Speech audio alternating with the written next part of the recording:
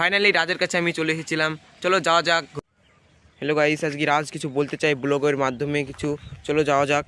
Hello guys, তোমরা দেখতেই পাচ্ছ করিমপুর টু কৃষ্ণনগরের মধ্যে অ্যাক্সিডেন্টের আশঙ্কা বেড়ে যাচ্ছে। আজকে সাইকেল, কালকে মোটরসাইকেল।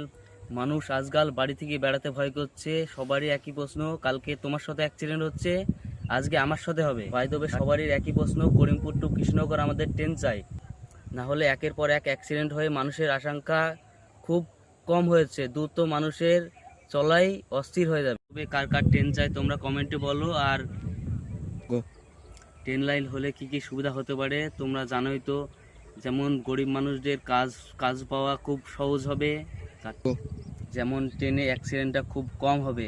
আর বাসে দ্রুত অ্যাক্সিডেন্টের সংখ্যা বেড়ে যাচ্ছে আমাদের মধ্যে। ট্রেন লাইন হলে তোমাদের টাকার সংখ্যাটাও কম লাগবে, তুমি না আমারও টাকার সংখ্যা কম লাগবে। আমি আর বেশি কিছু বলতে চাই না। কার কার ট্রেন চাই করিমপুর টু কৃষ্ণনগর কমেন্টে তোমরা জানাও। নেক্সট ভিডিওর জন্য আমাকে সাবস্ক্রাইব করুন। ভাই দেবে রাজ যেটা বললো ট্রেন লাইন হলে তো একা আমার সুবিধা হবে না তোমাদের সবারই সুবিধা হবে, তো কমেন্টে তোমরা জানাও।